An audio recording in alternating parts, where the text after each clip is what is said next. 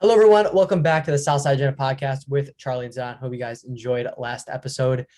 Fun series with the Astros. We made the episode after the first game, so we had two left after that. Then we got the whole Twin series. It is currently 4:08, Friday, July 23rd. We got a series with the Brewers starting tonight at 7. We're really, really excited, but a huge episode today. What do we got, Zidaan? Just in baseball news and in White Sox news, there is so much to talk about. I mean, we have trades, we have a new team slash rebranding. We got obviously that big Twin series. Yermin Mercedes, what's going on there? Brewers, and then obviously we're gonna look around the league a little bit because we haven't talked about it in a while. Things have changed. It's been pretty exciting right now. Trade deadline's heating up. We may even talk about that. Maybe some trades. Who knows, Charlie? You want to start us off?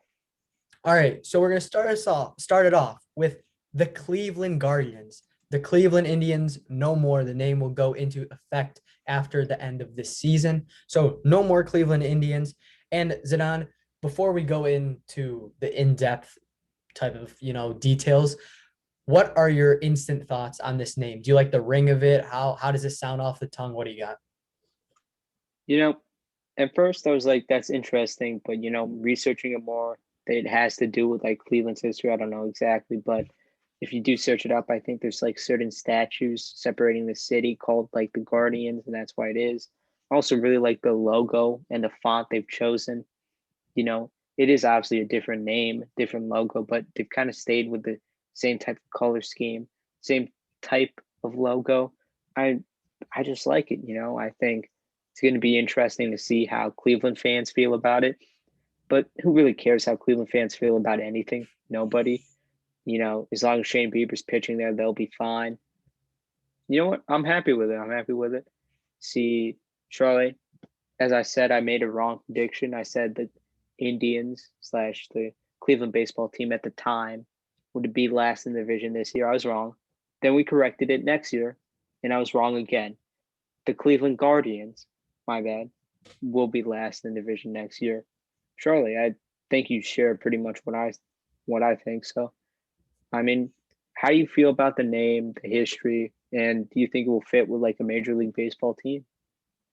I think it does. So the Indians and the Guardians both end in Ian, so it still has the same sound when you say it out loud. So I think it won't take any getting used to, like just saying it, like because I don't know, I don't really know, and I don't really care what chance it's gonna be weird the Indian slash Guardians fans have during the game, but it's gonna be interesting. And we started a YouTube channel, so we're gonna upload the podcast. So just to get the logo up here on the camera, it's actually really cool. I don't know if it'll focus, but I like the baseball and the G's wrapped around it with the wings. I think that fits the Guardians name pretty well. And the font is really cool. So this is what it's gonna look like.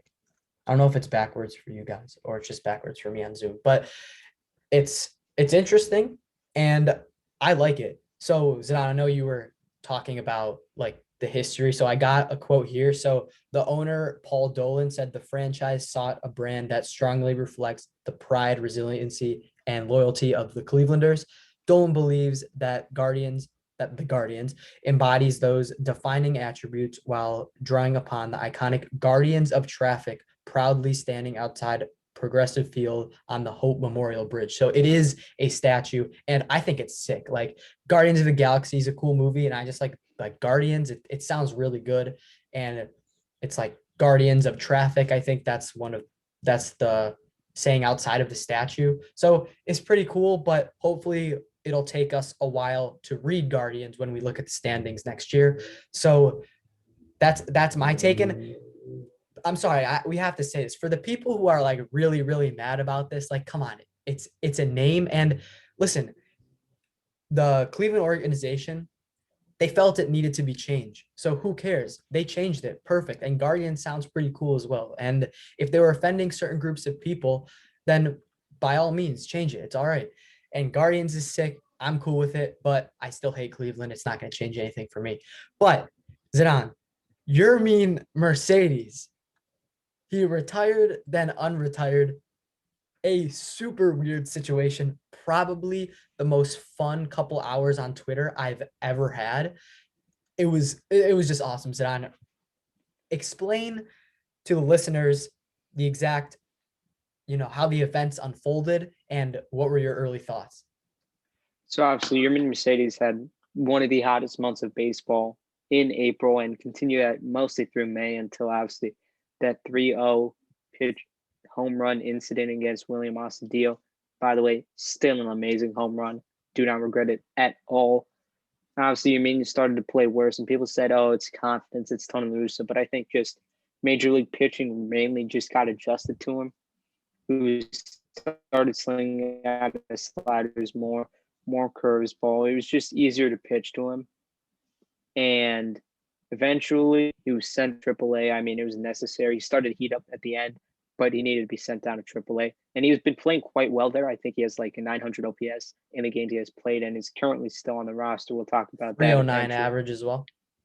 Great play. He'll probably be in the major leagues at some point this season again. And then randomly out of nowhere on Instagram, Yermin Mercedes posts like in Spanish, "Should I retire or retire?"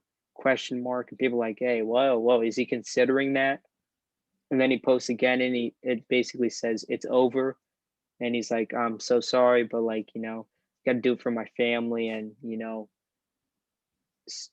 a lot of thing about like negative comments and like, "Oh, people don't believe." And, I got down and I just don't feel like that love. And then everybody was completely shocked. Like MLB Twitter, White Sox Twitter, everybody's like, "Wait a second. Did like one of our new favorite players, like the fan story of the early months of the season, he's gone? Like, are you kidding me?" And then Tony Russo's like, I can't, I don't understand this. I'm going to reach out to him because I think Tony Russo has become quite close to like this entire clubhouse, including Yermin Mercedes, even guys he has talked about, like criticized sometimes. He was pretty close to them. So I think the White Sox and probably Tony Russo did reach out to Yermin Mercedes. I don't know, probably just like re-energized him, got his confidence back in the game. They're like, because he said he has an MLB future. He has a big league future. I think we all can agree with that. At some point, mate, Yermin Mercedes will be back in the MLB, and I think he could stay on the MLB roster for quite a while. And then eventually, he posted again on Instagram. It's a photo of like a phoenix. It's like, "I'm back. It's in my blood. I'm sorry for my family. You're disappointing you." You're like, it's like, don't get down. Don't listen to people like the haters. Basically, like, don't listen to haters. You're better than that. He's back. He was in the lineup. He was in uniform. I do believe he played yesterday or the day before. So interesting type thing. People were like, "Oh, middle school, you're mean. Like, what is he doing? Going in one day, retiring, and then unretiring. One of the shortest stays in retirement you'll ever see." 18 People were like, hours. "Oh, it's Brett Favre again," for a few Packers fans or whatever.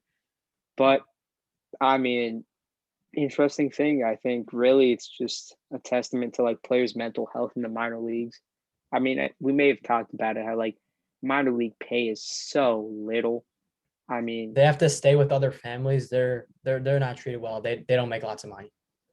they at all, I think either it's just between me and Charlie or maybe on this podcast, but we talked about how players in like AA Baltimore had to like pay for their own bills or sleep in their cars.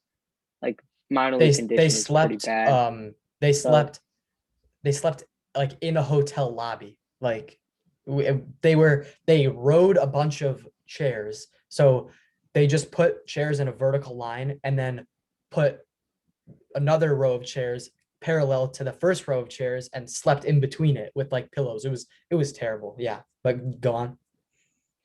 it's just they're terrible. And obviously it does get down on mental health. And for a player like me to be like everyone's talking about you, like, wow, am I like really good at baseball? To kind of lose that confidence and then have to be regulated back to a place where you spent 10 years working to get out of here. You can get down on yourself, but I'm happy, that the White Sox were able to get to him. But like, nah, man, you can make it back here. Just keep working. You'll be back here. That's what you've done for the past 10 years. A few months is nothing. And I mean, he's unretired. Yermin is back. Yermin's back. He'll be in the MLB at some point this year. White Sox fans will get a cheer for him again.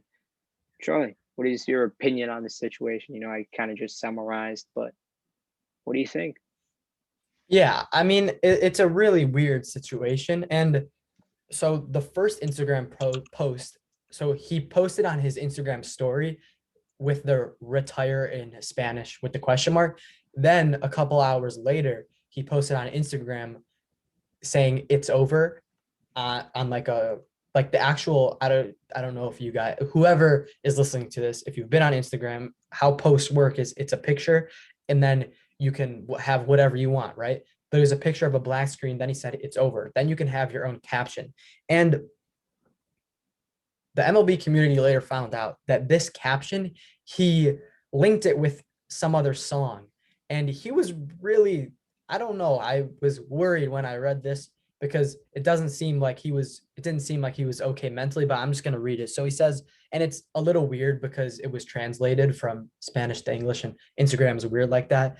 But it says, first of all, I want to thank God for giving me life to the fans. Without them, I was nothing. To my family, thanks for understanding me and thanks for understanding me and always supporting me. And then I think it was one of his coaches. He said, I think his coach's name, Daniel Sue, for getting me ahead. And by the way, ask for forgiveness to all those who I've offended, fruit of my immaturity, to the members of the radio, television, and press, to all the teams I participated by not tolerating the decisions of them. Sorry, to everyone who has a human being been.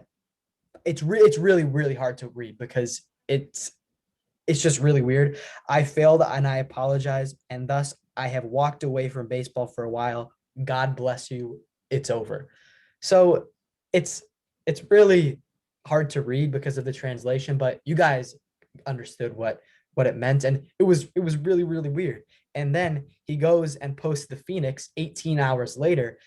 I'm gonna translate this. Let's see, saying, I will never give up. I last 10 years in the minor leagues. I always understand that the process is great, but the talent and with the greatest humility, I'm speaking from the heart. My dream is to be a player established in the big leagues. I have always asked God to give me the opportunity that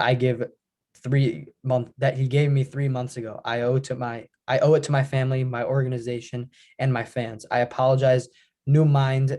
If in something I failed, I carry in my blood. Now is missing Yermin Mercedes. Thank God for guiding me in the right way and taking the right decision. All that is going it's really long and it's really like impossible to read because of the translation, but he got in his feels a little bit there. And I'm happy for him. Hopefully he's in the right state of mind. I don't know if Tony talked to him. I heard rumors about that. Hopefully that's true, and hopefully was being a good guy. And come on guys, if you're saying that it's all because of the 3-0 count BS, that's not true. It is really not true. Me and Zidane do not like Tony La Russa, as you know. I don't know about do not like Tony La Russa, but did not like the appointment of Tony La Russa. Yes, we are in first place now. Were there better options? Who knows? AJ Hinch would have done better. I don't really know. I think any manager could get this team to first place because of the poor teams behind us. But that's just is how it is, and it's a really really weird situation.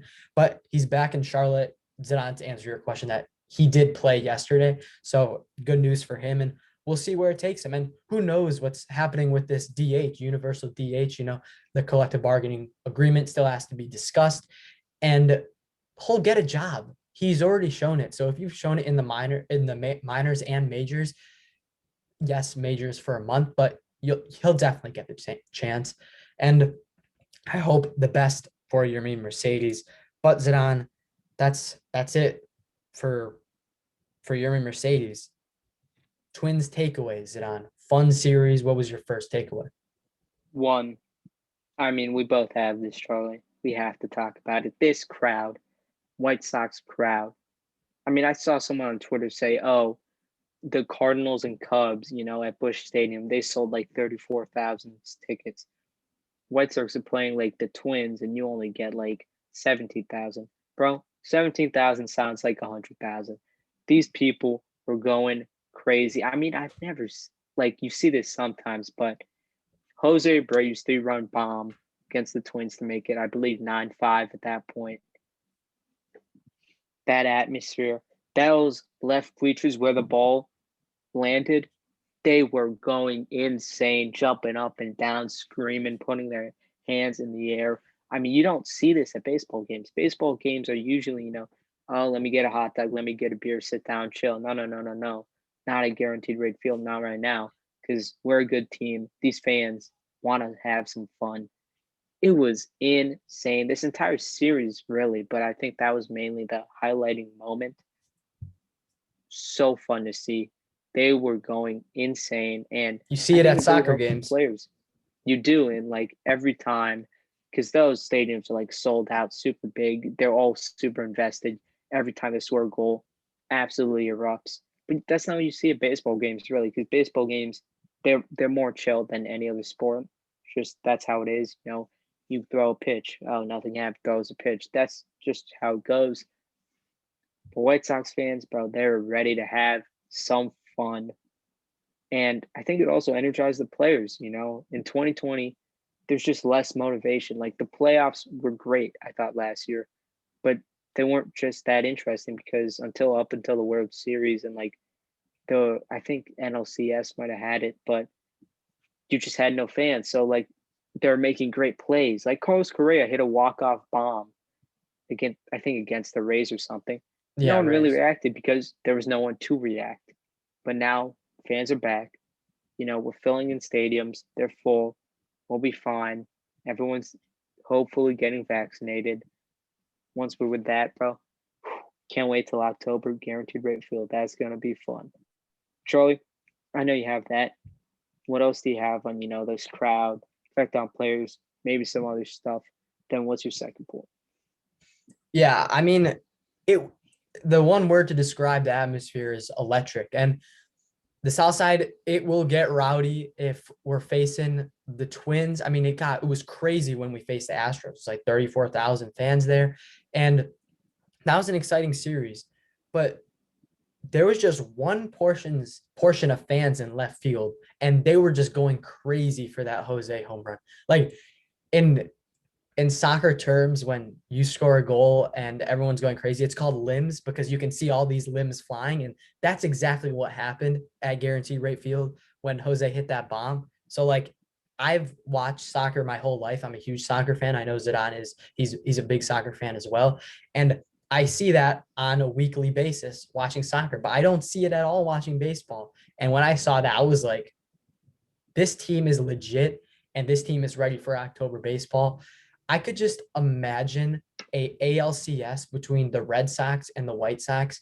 We're at Fenway and those fans can get crazy as well. Then you go and fly to the South Side and you get those crazy fans as well. Two great teams, two teams that have history behind them. And the Red Sox, man, they will be good. So that's my take on the atmospheres it on. My next take. We talked about it last episode, and it is Yoan Moncada. We posted on TikTok as well. Make sure you go follow that, Southside Agenda, on TikTok and Twitter. Got to get the plugs in. But we were like, okay, for this team to get hot, a power surge from someone would be very, very nice. Tim has been showing that. His average is up there, so it doesn't really matter for him. But Yoan Moncada was struggling in the power department. His exit velo was high, but he didn't get air on the balls. He got air, knocked so many home runs. And it's just so nice because Zidane, that swing is so sweet. It looks great coming off the bat. And the Yasmani Grandal bat drops are being missed right now. But Moncada bat drops are very, very underrated. And it's so nice. The crowd goes crazy whenever he hits a home run.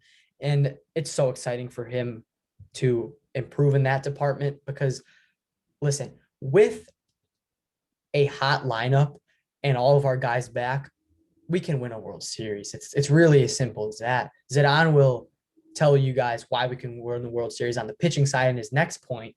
But man, is Yoan Moncada playing well, and we hope it continues versus the great Brewers pitching rotation, but we'll see how it is. Zidane, what do you guys say about Yoan next Twins takeaway? My next takeaway, and I'll probably just combine my next two takeaways because they're both about pitching. I do enjoy talking about it. I think it's really interesting. My first one is obviously Michael Kopech.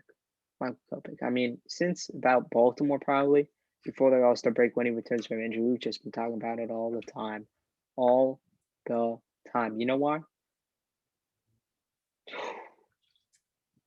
Michael Kopech is insane right now. I mean, I think the last game of the Twin Series, he goes 1.2 or like 2 innings around, gets 4 Ks, does give up, I think, Max Kepler home run, maybe.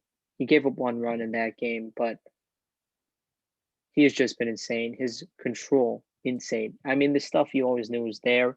But we didn't know how he'd perform. And then once he got injured, you don't know how guys are going to come back from injury. And with this bullpen being ultra shaky right now, outside of like Michael Kopech and Liam Hendricks, you were scared. But when you see Michael Kopech come out of the bullpen, it's a relieving feeling. You get to go from No like pun magic. intended. It is because he's a reliever, and you feel pretty damn good because you go from Carlos Rodon, Lance Lynn, Lucas Giolito, probably good outings, like 8 out of 10 times. Rodon probably 10 out of 10 times, good outings, and then to Michael Kopech and to Liam Hendricks. My God, Charlie, and this isn't just like a 1 inning guy because Michael Kopech will eventually be a starter. This dude can go 2 innings as a reliever, and to have that dominant force for 2 innings. 2 innings, I like imagine that, Charlie. Lucas Giolito goes 6. Oh, I have Michael Kopech to get to the 9th because he goes 7, 8. William for the 9th, save, done, we're out of here. So beautiful. And I mean, you think about it because Ryan Burr started to give up some more hard contact. You know, we saw him go like an insane amount of innings for Ryan Burr to not give up a run. I think it will still be good in the playoffs, and you know, in the half of the year, he'll be good. Bummer has been just not Aaron Bummer for this entire year. You know, bring us back 2019, 2020 Bummer. We need that guy. But the control, I mean, he walks a lot. He's started to give up more hard contact. And then Garrett Crochet, I mean, Speak about hard contact. I think he may give up the most actually, because I mean, either with Garrett Crochet, you're going to get like with his outings, he's going to strike out one dude, right? He's guaranteed at least one strikeout because he just has such a wipeout slider. And at first, you know, 97, 96 is kind of hard to catch up with at some point. But when you're not throwing 102, guys are going to easily catch up to 96. I mean, league average is like 94 right now, I think, or 95. Like, guys are just throwing harder and harder. When you have Jacob deGrom averaging like 101, like Jacob deGrom averages 100 on his fastball and then has that amazing slider. Garrett Crochet averages like 96, 97, has a slider that's great, but he has no control over. And then, I mean, we've talked about it before. Aroldis Chapman is only effective when he has enough control to like touch the zone, like get close. Because he could throw 102. He has a wipeout slider, and now he's a splitter. Obviously, not as been as good as lately. But when Aroldis Chapman is good, he's throwing 102. Garrett Crochet, when he's good, throws 102. You can't be that same guy and throw 97. You know, you can't put up those amazing numbers and throw 97. Because what happens? When you miss with a slider and people don't swing it, if guys don't swing it, Garrett Crochet's slider, they're gonna hit his fastball. And sure, he's getting a lot and a lot and a lot of lucky pop outs and flyouts. But I mean, we've seen when they do get back to ball and they get sometimes lucky, the wind's blowing their way, it can turn disastrous for the White Sox. So I don't know what we're going to have to do with that. You know, either it gets the velocity up or it gets the control up. You either just do one of the two and you'll be much better. But for right now, watching Garrett Crochet go into like a 3-run game is scary because you know it's quite easy for him to give up 2 runs. And then obviously Liam, I think, will be good. You know, he's been good. You know, when Liam has the slider, he'll be amazing. We don't even have to talk about Liam Hendricks. And then for my final point, I mean, I might as well just talk about it because we just switched to a different part of pitching. This rotation, Charlie. And I do want to stress we're coming into a difficult series with the Brewers. We'll talk about it later. But I think this will test a rotation because this is a hot Brewers team. And it's, I think, probably the two best rotations in baseball, maybe. Easily. At Because you this have, point, easily. Like the Dodgers, without Bauer, he's not going to be on the team anymore. And then there are other injuries. Dustin May, right? They're not in the running. The Padres, Snell wasn't at his best. He had a great outing yesterday, but not wasn't at his best. For the first, I mean, maybe the first few starts, and then towards the middle of the first half, he wasn't good. And I mean, Yu Darvish is good, but they don't have the dominance like we do. But yeah, go on. because I mean, obviously, I mean, talk about Dodgers still have a lot of depth, and they do have Walker Buehler, but they don't have like those two dominant forces like we have Lance Lynn and Carlos Zidaan. I think Giants even have a great rotation, but I don't know if they really just compare to having like we have three aces in the rotation right now. Nobody else in baseball has three rotations. We thought they would. You know, the Dodgers for most of the second half did have three aces. You know, Padres was supposed to have three aces, but they really have one. I guess you can count Joe Musgrove, but I don't know about that. But to have Carlos Rodon, Lance Lynn, Lucas Giolito, Keuchel has performed well recently. When he does, like he randomly gets like 6 Ks, and you're like, how is this dude throwing 86 getting Ks?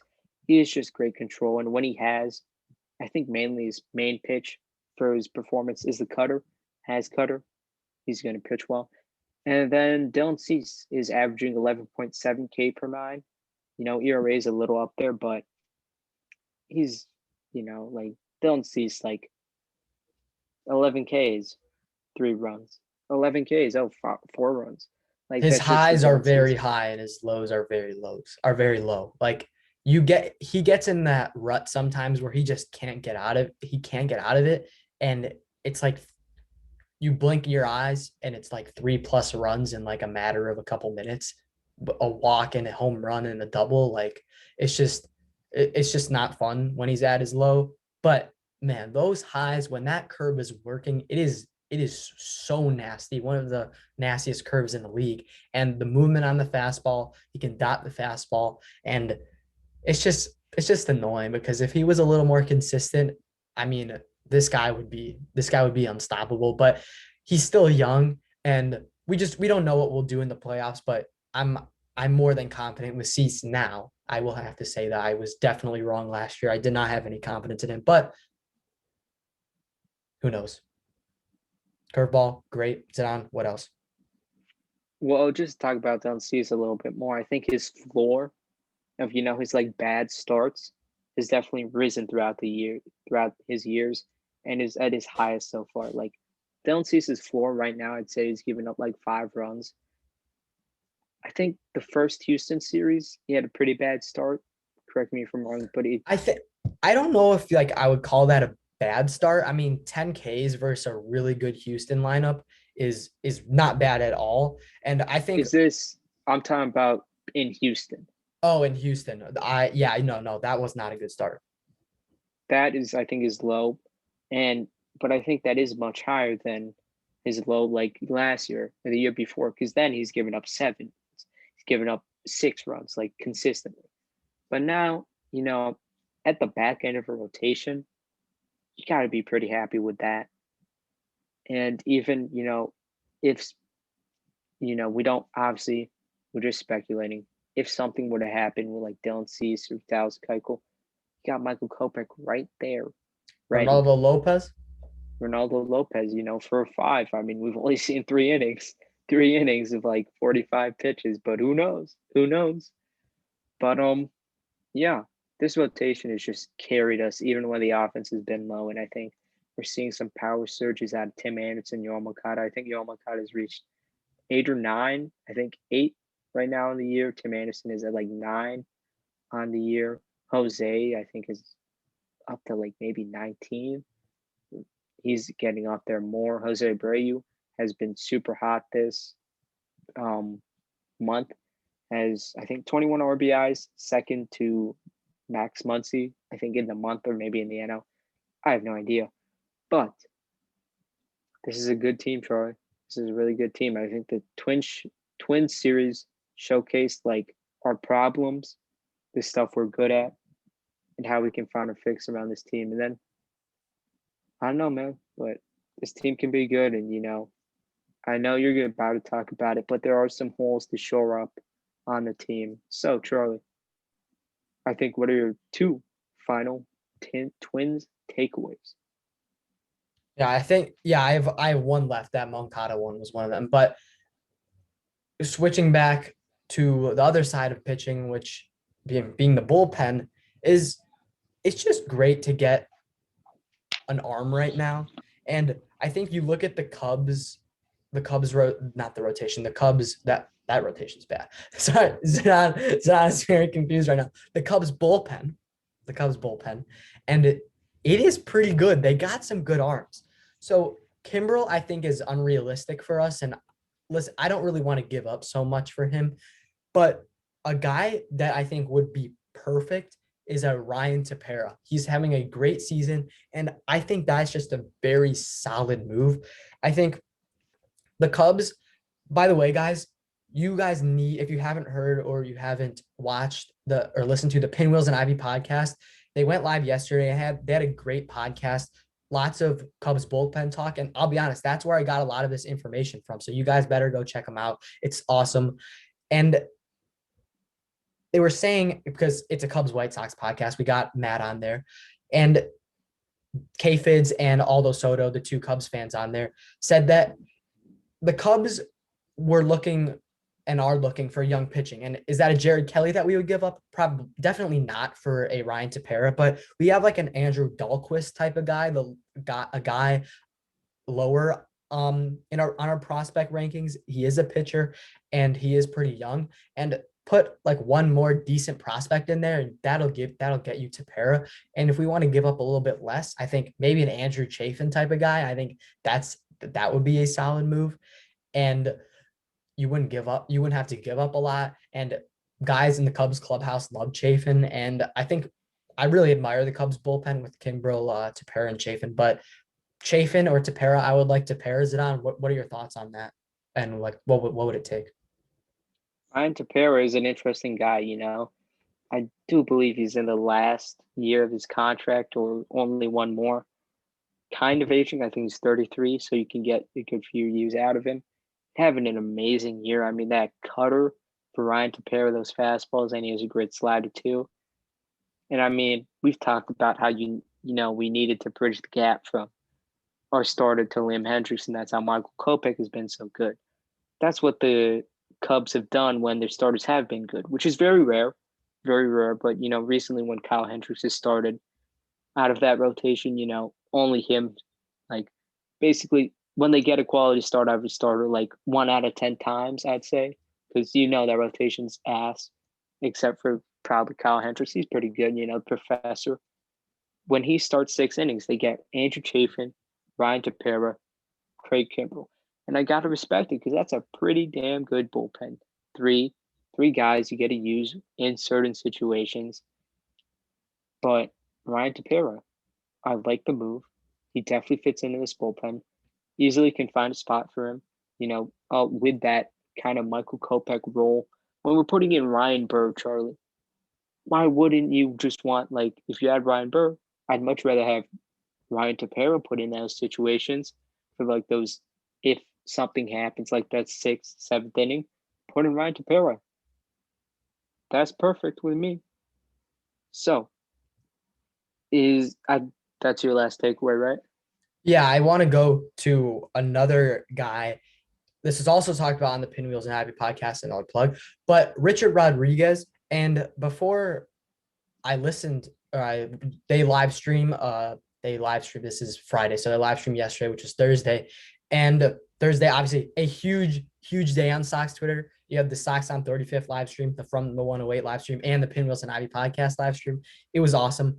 But I learned that Richard Rodriguez was a big spider tack guy or a big sticky stuff guy. He is on the top of that list for the dropping of spin rate. His spin rate was good, and then it just dropped. And so I don't really know if I want to mess with that, but that was a guy that I had in mind, but probably not anymore. But that's it for the Twins takeaways. Some good takeaways from Zidane there, and I think it's it's just going to be interesting to see what we do come playoff time in this second half, because there's moves that we can make. Will we make the moves? I really hope. But Zidane, Brewers, the White Sox are heading to Milwaukee, and oh my God, is it going to be fun? Again, from the 108, they are hosting and Sox Machine. They're hosting a huge tailgate outside of American Family Field. I think I still want to say Miller Park, but I guess I will use the correct Miller name. Park. Miller. It's Miller Park. Okay.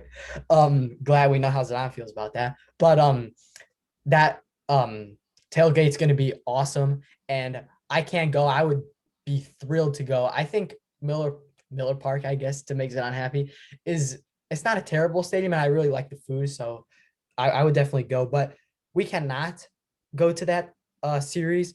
But let me tell you, this is the lowest combined ERA for a 3-game series since 1912. Since 1912, isn't that crazy, John? Today, Giolito, at the end of the last episode, Zidane was like, "Oh yeah, good episode. I just hope Giolito does not have a bad outing." And let me tell you, he went for a complete game, and he's back tonight versus Freddie Peralta, 7-10 first pitch, and that is going to be awesome. Then tomorrow it's Carlos Rodon versus Corbin Burns.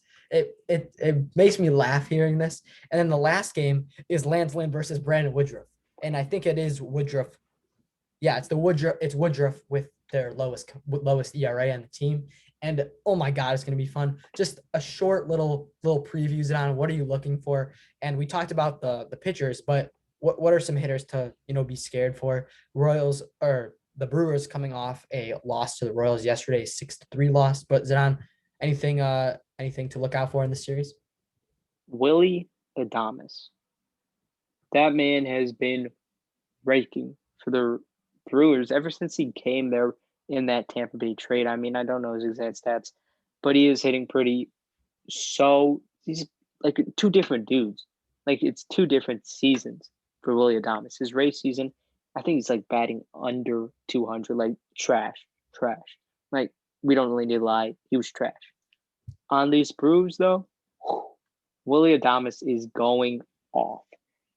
And I mean, he hasn't been great this year or last year, but I mean, he's always a threat. Christian Yelich. I mean, I think we can both agree we want to see him return to MVP form. Like, who doesn't like watching Yelich bombs? We all do. Just not against the White Sox. Maybe in like garbage time when we're up 10-0, but he is always dangerous. He's an always good player. And I think finally, if I believe I'm correct, Omar Narvaez is a former White Sox, right? Yeah. You got to make sure. He having a great season, an all-star replacement for, I believe, Buster Posey or Yadier Molina, or both. Great player, lefty bat.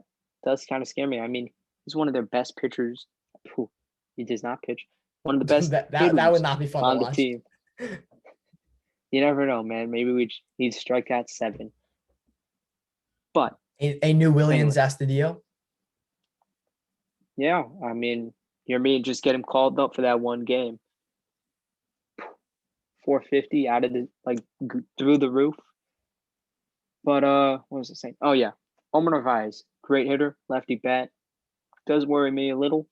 Otherwise, I mean, it's the pitching that we're scared of, Charlie. It's that bullpen. It's that. If I had to compare them, I'd say they're the Rays of the NL, except the Rays don't have like those standout guys. They just got a complete staff. We The know Rays Tyler got the Glasnow. bullpen. Rays have that bullpen. They just have a lot of guys. You know what I mean? Like all of their guys pitch different speeds, pitch weirdly, and as a combined unit are really good. The Brewers, on the other hand, I mean, look at those 3 starters, Charlie. 3 starters. Freddie Peralta, top 10 Cy Young. Corbin Burns, top 10 Cy Young. Brandon Woodruff, 3rd in the MLB in ERA behind Kevin Gausman and Lance Lynn. that just tells you something. And Corbin Burns, let me tell you, there's one thing we're not doing against Corbin Burns, and it's walking. That dude throws a nasty sinker, cutter, slider, changeup, and this is a dangerous team, Charlie. This is a very good team coming out of the NL Central, basically taking command of that division. They may have one of the biggest. I think they're 5 games up, maybe on the Reds, but this is a good Six and a team, half Charlie. games up on the Reds. Even bigger. I mean, you can check if you do have the numbers, but they might be second in the MLB with lead of the division other than us with like 9 games. Yeah, they are. So this is a good team. This is a good series. It's gonna be a test for the White Sox. You know, how much damage can we do with those guys in? And if those guys do even stay like 6 or 7 innings, can we hit this bullpen? Like in those innings between the starter and Josh Hader, can we hit and maybe save a game or two? I don't know, but this is a tough challenge for the White Sox, Charlie. I know you agree, but I mean, I've talked about a lot about pitching this episode. What do you think about, the Brewers as hitters? They're always kind of league average, a little bit above average, but do you think they could cause some problems for the White Sox? I mean, listen, I think the Brewers will make the playoffs, especially with their pitching, and their hitting is good enough. So I would compare it to, like, I say it would I think it would be a little bit better than the Rays hitting from the playoffs last year. So I think with their pitching, they can go above and beyond in the playoffs. And sorry, I'm shifting back over to pitching. But like you said with Corbin Burns, he's not going to walk guys, but he also strikes out guys. He's fourth in the NL for strikeouts behind Wheeler, DeGrom, and Scherzer. So it's just going to be tough all 3 games. But obviously, our hitting is better. But will the pitching shut us down? Who knows? But I think we want to shift over. We're talking about other teams now to a look around the league. It is a perfect time to do it. We were going to do it last episode, and I'll be honest, we completely forgot about it. And this episode, it's fine because it's the start of the second half anyway. We're only like 1 week in. And let's start in the AL East, Zidaan. And it's a very interesting division. We can skip past the Orioles because like they will be in last place. They're 27 games behind the Red Sox. They are in 5th place. The Blue Jays, once they get some bullpen help, I think they can compete and win some more games. But I really don't know. The Yankees, I think they're on the level with the Orioles because I don't want to talk about them and I don't like the Yankees. Not on the level of the Orioles, but just the level of I don't care because they are the Yankees. And yeah, Yankees, I mean, they're kind of a joke. So I think we can just skip past them. I'm sorry.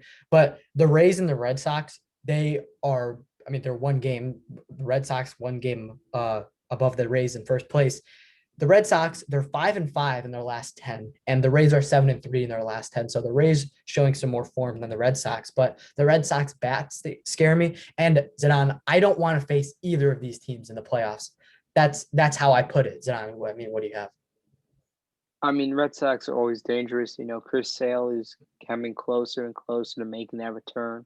It would be an interesting thing to see Chris Sale pitch on the South Side in the Ooh, playoffs. ALCS, sold out crowd. Chris Sale coming back. That's going to be interesting. And then the Rays. I mean, trade deadline, Charlie. It's starting, and it's starting with 2 we big should have trades for the started off Rays. with that. We didn't, but Charlie, just a round of applause for the Twins. Just a round of applause for the Twins. Thank you. No Nelson Cruz, no more. That man is in Tampa. I mean, Until I'm the looking at playoffs. his I don't want to think about that, but go on. playoffs. We got a while to chill with no Nelson Cruz in the lineup, man. He's out of here. Buxton injured. Best player Josh Donaldson. That's kind of ass. You're trash. Twins are trash. They're sellers. Josh Donaldson's gone. Brown and Buxton, if they don't sign him, he's gone. Jose Barrios should be gone, but they're too stupid to trade him. I mean, I could talk garbage about the Twins because they are garbage a lot. But anyway, what was it? Nelson Cruz. I mean, I'm looking at his numbers. He leaves Texas as a 32-year-old, hitting 27 bombs. And since his season in Baltimore, he's averaged 35 home runs, 89 RBIs, a 287 batting average, a 919 OPS, 150 OPS plus from his, wait for this chart, age 33 season to currently age 40. Like we say, Justin Verlander ages like fine wine. Look at Nelson Cruz. Where did he find power all of a sudden? Like I'm looking at his years in Texas, and he wasn't even that good. He was kind of garbage, really. He goes to Baltimore, goes to Seattle, rakes, comes to Minnesota, absolutely kills the White Sox for the good 3 years. Like I believe he has 1,000 OPS in his career, or at least in Minnesota against the White Sox. So it's going to be so fun. I mean, we do play the Rays again in a in 3-game set Tampa, I think. in Yeah, Tampa well, yeah, this in time. Tampa at the Trop. But I'd much rather have it in that situation than in the division. And then today, like early morning today, Rich Hill, who I guess right now is the Rays ace, is traded to the Mets for a reliever, Tommy Hunter, who's probably going to come out and have a 2 ERA for the Rays because that's just what they do. And I believe a double-A catcher or Yeah, position player. I think it was a catcher. But interesting trades for the Rays, like they make a move for contention. It's like they took 2 steps forward and 1 step back. You never know with these Rays, man. So all I gotta say is expect Tommy Hunter to be the reliever of the year, probably. And next couple of years be insane. Right. There's just such an interesting team. I mean, I know a lot of people talk trash about Kevin Cash for, taking out Blake Snell, but that man is truly a genius. Like he has transformed this organization with no Ever Longoria. Like you think all those years, like in 2008, I think is when they go like to the World Series, maybe some year like that, or the ALCS. They were really good with Evan Longoria. He leaves. They basically revitalized this franchise, and with Kevin Cash, have made an insane farm system, #1 in baseball, and just such an interesting team. Like these guys are 1 game behind the Red Sox, and you can't really tell me like their best player right now because Randy Rosen is playing pretty good, but like on the pitching side, they pitch well, but No they Glass now. don't no Glass now, so they don't really have an ace. So, and then their supposed like really good guy, 41-year-old Rich Hill, he's not there anymore either, And then like 40-something-year-old Nelson Cruz now. and he's probably going to rake there too. So, this is a good They're team. really weird. They're that just saying that is it's so weird because like the reason I think the Red Sox will finish in first is because the Red Sox might not have that, pitching like just those good pitching minds in their organization that can just make pitchers better, but their hitting really, really scares me. Like Kike Hernandez is an absolute tank. Like he is ridiculous. Like it is so fun to watch him play. And listen, I like the Red Sox. I really like that team. They got some fun guys. I mean, JD Martinez. I love JD Martinez. And I mean, their pitching, like I said, like they still got Xander Bogaerts, a top shortstop in the league. And so the Red Sox hitting better than the Rays. And the pitching is really weird with the Rays now because you don't have an ace. You don't have Glass now. But like you can almost just say that the pitching will be good because it just always turns out to be good. And I just think their hitting will not match up to the Red Sox, and the Red Sox, their pitching will be good enough to finish it first. But that's it for the AL East. AL Central, we don't need to talk about a lot. I mean, the Royals are in last place. Everyone was going crazy after their first month, but I mean, do we really think they would be in contention? No. Twins, we definitely talk about them. The one team that is worth talking about, other than the White Sox, is the Detroit Tigers. 7-3 in their last 10 games. And since the second half started, was it the third or the first best team in baseball? Since the second half of the season, I believe the third. Yeah. Okay. I thought it was the third. And listen, the Tigers are set up for the future. I think with a couple good moves, they could be in contention. Akil Badu is an awesome player. I think he's a really, really, really fun player. And the pitching, Casey Mize, I mean, he was one of the top pitching prospects. And when he reaches his ceiling, he's going to be one of the best pitchers in baseball. Spencer Turnbull, he's out. He had to have, is it Tommy John? Is it on? I don't know exactly, but it was like a forearm thing. Okay. I mean, they got Turnbull. I mean, Haas just, it's seems like it's just not the White Sox. It's every team that he's mashing against right now. And just looking at their lineup, I mean, Scope, I don't know if he'll go or if he'll stay. I mean, listen, I'll take Scope on the south side. And then Zach Short is having a pretty good season. And they have some good young guys. And, we'll see where the pitching and hitting takes them in the future. But just a very notable team right now to start the second half. Is it on anything on the Tigers, or should we just move to AL West? I mean, a 7-game winning streak, the longest in baseball right now.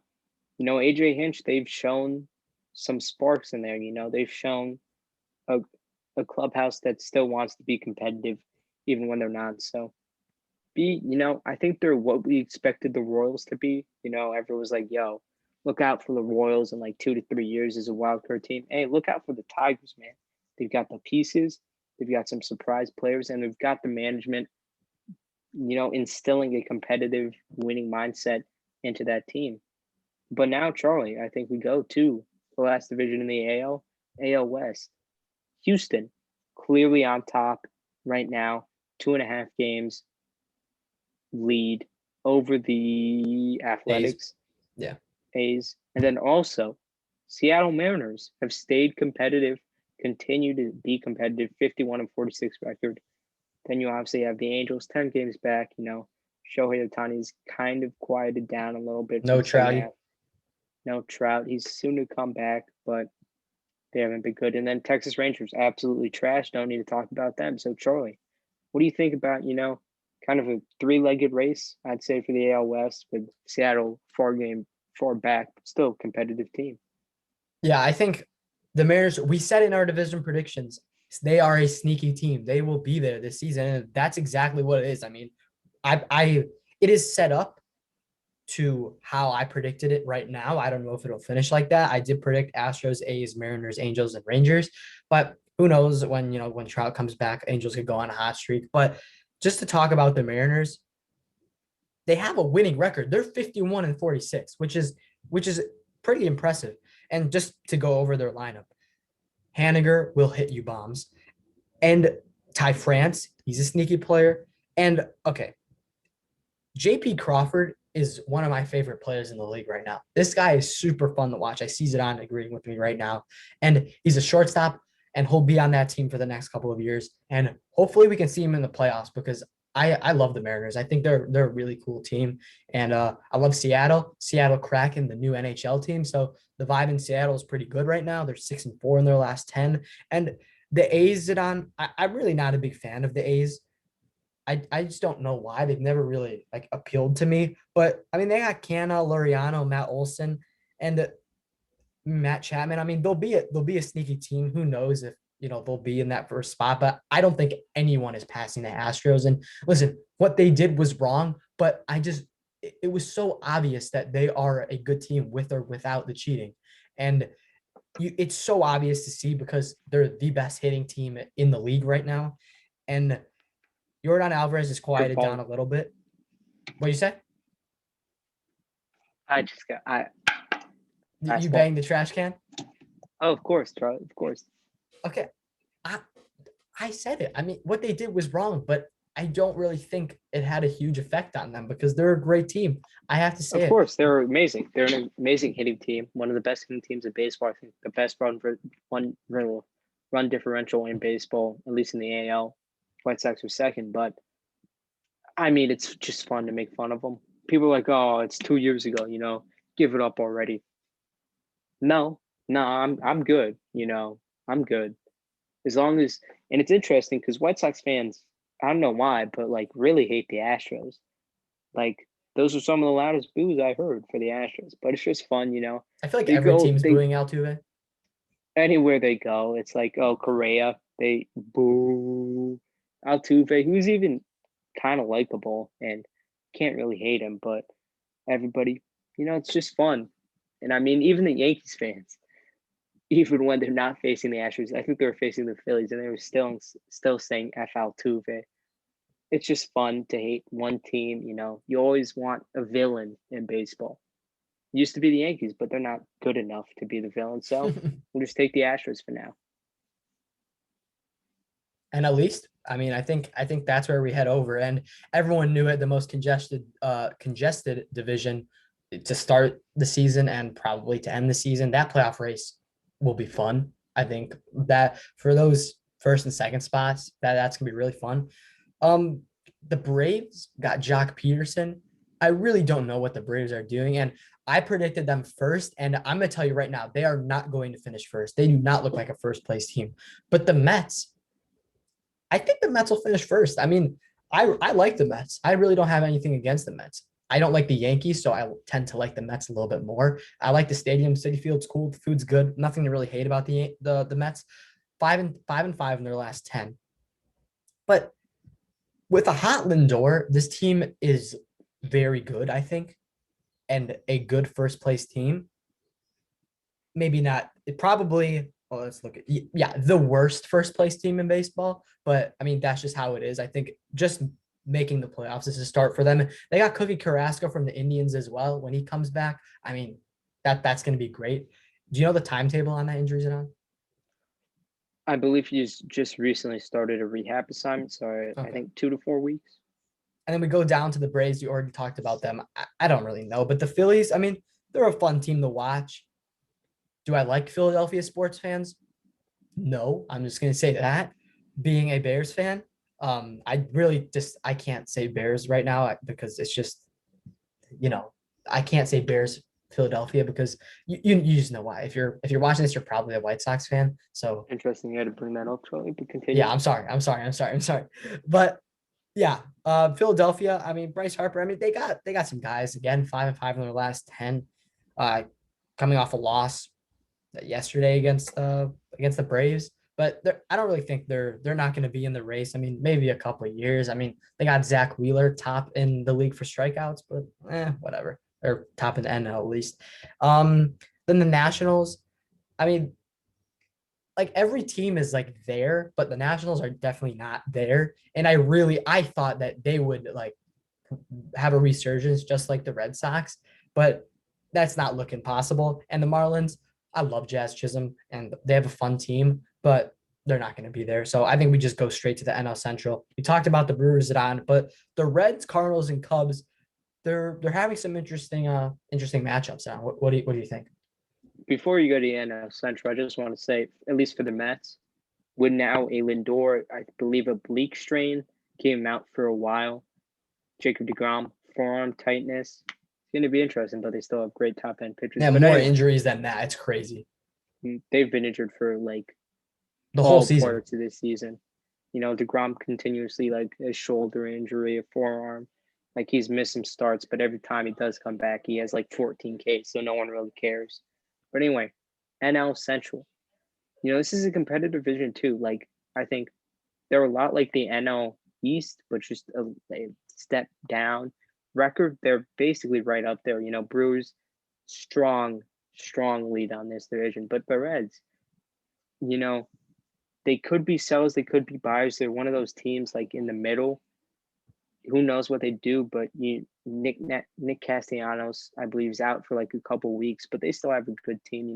Luis Castillo has started to put together good and better Winker. and better starts. Winker, obviously one of their best players, has been insane this year. Sonny Gray continues to be a pretty good producing starter. Tyler Mahle, this is a pretty good team, Charlie. I think their main thing is the bullpen. Probably they need to shore up a lot of stuff in the bullpen.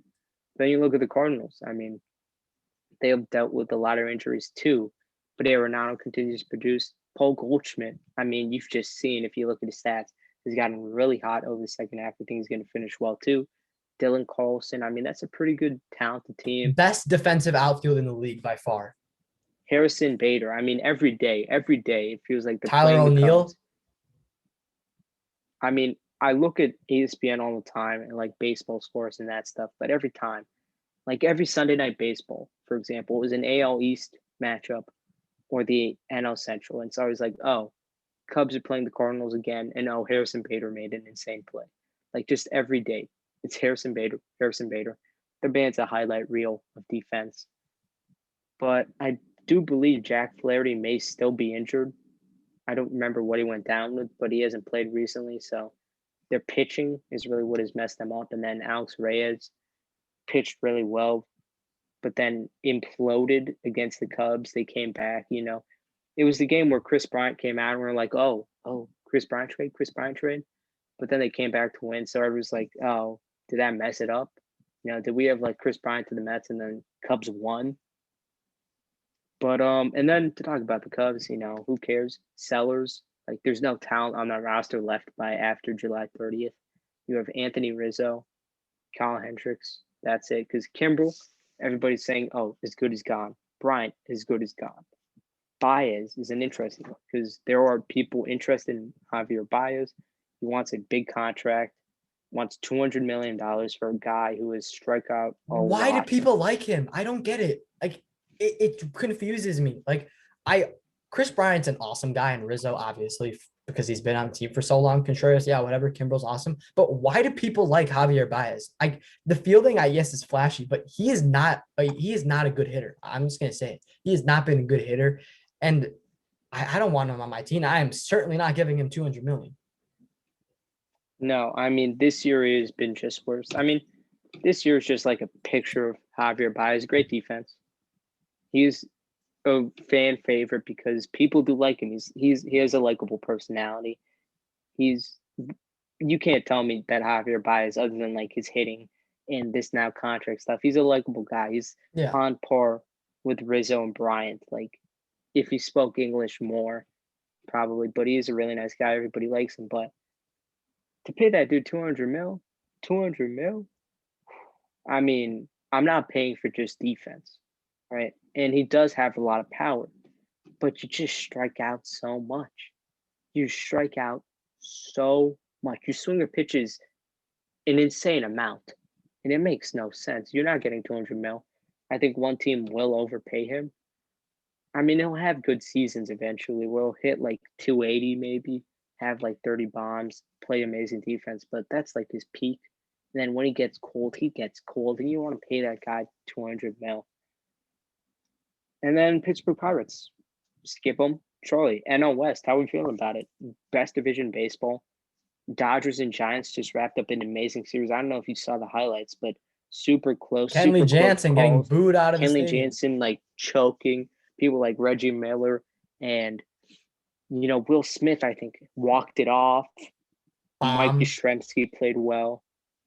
It's just an insane series. So Charlie, how do you feel about?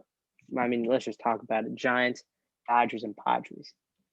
Three best teams, like possibly in the MLB, and in one division, all in race for first and second. How are you feeling about that? How are you feeling about the series we've seen come out of this division? Yeah, I think like the Giant, like talk about sneaky teams. The Giants are the sneakiest team right now. And listen, there's nothing to hate about the Giants. I don't want to say like I love the team, but like I love the Giants. Like their stadium is awesome. San Francisco is an awesome city. I know Zidaan, you really like San Francisco. And the Giants have some fun players. Gosman absolutely going off. He's been going off since the start of the season. And yes, they don't have those like big name guys, but like they have Brennan Crawford, Buster Posey. So I mean that's enough when you have that sort of pitching. And just to go, with this Dodgers and Giants series, it's like kind of annoying because the games always end really late. Yeah, I stay up, but like, do I really want to be watching like I could be doing better things than watching. Actually, could I be doing better things? Because if the games have been pretty fun, but like I don't choose to watch the Giants and Dodgers at like 12 or 1 o'clock. Like I just don't want to do that. But the Giants playing much better than the Dodgers right now. The Dodgers, I mean, they're 5-5 in the last 10, and the Giants are 7-3. And will the Giants be first come the end of the season? No, I don't think so because the Dodgers are the Dodgers and they have that class in their lineup that just completely outclasses the Giants. And the Giants, will they hang on to it? I think they will, but come the end of the season, I think they'll be in second. And I think the Padres will be in third. But Zidane, where do you think these teams will end up? And, to finish off the podcast, I mean, say your last things about the NL West. I mean, I honestly think you'll. I mean, I think we may have even made a bet on this podcast that I think Giants will finish in first. And I mean, they're just proving me right over and over, Charlie. We have 20 So, bucks on that. I mean, I have the money right here, Charlie. I'm always ready to pay up. You're showing off the ones. It's a bunch of ones. I was gonna make a joke about paying for like Adam Frazier, Trevor Story, but we never got to it. So I just had him lying here. But anyway, I am ready to pay up, but I don't need to, Charlie. I don't need to because all this money stays in my pocket. And you just give me a 20 because first team to 60 wins. 61 wins. You can always get out of it, Charlie, because I kind of feel bad for you because you're just going to get proven wrong. But the Giants are too good, Charlie. Kevin Gausman, Buster Posey's back, hit a home run in his first game, 900 OPS. Great collection of youth, veteran, free agent acquisitions, cheap, genius. Gabe Kapler, one of the best managers in baseball. I mean, I just feel bad for you, man. I just feel bad for you. Anyway, what else is there to talk about? Fernando Tatis. I believe he's the fastest MLB player ever to 50 home runs and 50 stolen bases. He's on pace to become, I believe, the second player since like 1934 to lead his league, the NL, in both home runs and stolen bases. I believe is 29 for each or 29, 28. He's second in stolen bases behind Merrifield. He has 23. Merrifield has 25. So in the NL, he is leading both categories. So, it sucks that we traded him, but I'm fine with that. And this is a good division. Like every series, I mean, you saw, I think, Padres and Dodgers, like in the midway, it was when Petco started to get full capacity. That was crazy. It was like around, I think it was right before like that Red Series, because that Red Series was insane. Petco was going crazy. Then they had Dodgers, Padres. That was crazy. Padres, Dodgers at Dodger Stadium. I believe Dodgers also played at like Giants. Like, and that's one thing I wish. First of all, Sunday Night Baseball needs to put more of these NL West games on. Like, I swear to God, it's Cardinals for somebody, Cubs for somebody. Like, I want NL West. Or it's the Yankees. Like, there's three teams. Like, they just have, okay, Cardinals, Cubs, or Yankees. They have to be involved. Like, first of all, why aren't the White Sox on it? Like, I think the White Sox and Brewers play on Sunday, right? Yeah. That's perfect. It is. They are doing that game. Should be Sunday Night Baseball. I don't know who's Sunday Night Baseball. It is Sunday Night Baseball? Yeah. Oh, well, I got proven wrong. But I mean, I would much rather watch the NBC Sports broadcast than any other ESPN broadcast, but just to be out there would be nice. I do like Matt Vasgersian and A-Rod. Oh, he's awesome. I like how they set it up. I like the graphics. I just like ESPN broadcasts because it's ESPN. But A-Rod, like, come on. I don't want to listen to him calling. I don't want him as a commentator. I think he's good in the studio. Yeah. I love, and I wish they would just promote him more because I don't know how much of the NBA but you watch, but inside the NBA, with Shaq, Chuck, Ernie, Kenny, hilarious. Like best sports studio. The stuff they do is so funny. I've laughed out loud. Like I've fallen out of my chair watching those clips. And MLB has that. They just haven't capitalized on it. They have Big Papi, Frank Thomas, A-Rod, and then another dude I'm forgetting, the main dude.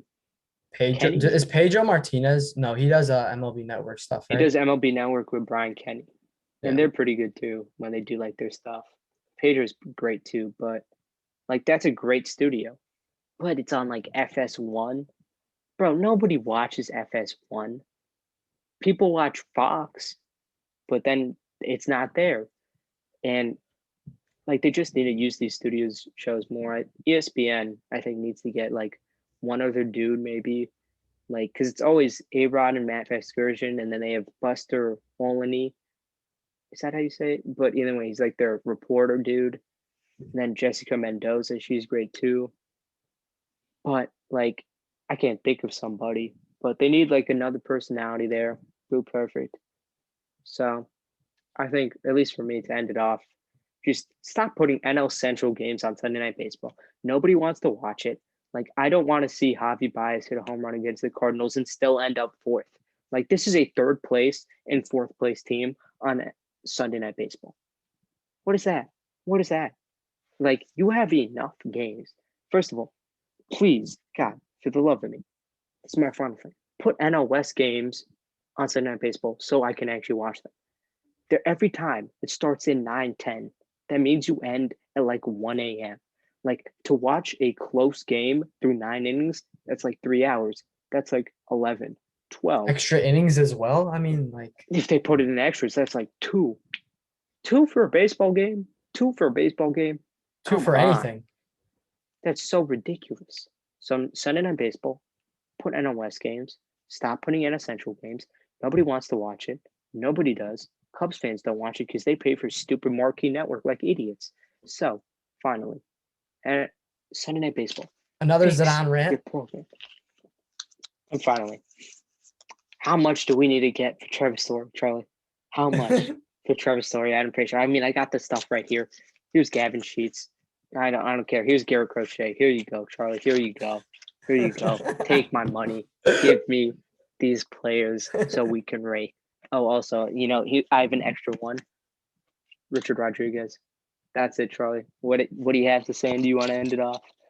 I mean, wow. I got to pick up all these buns. This is one of the best episodes so far.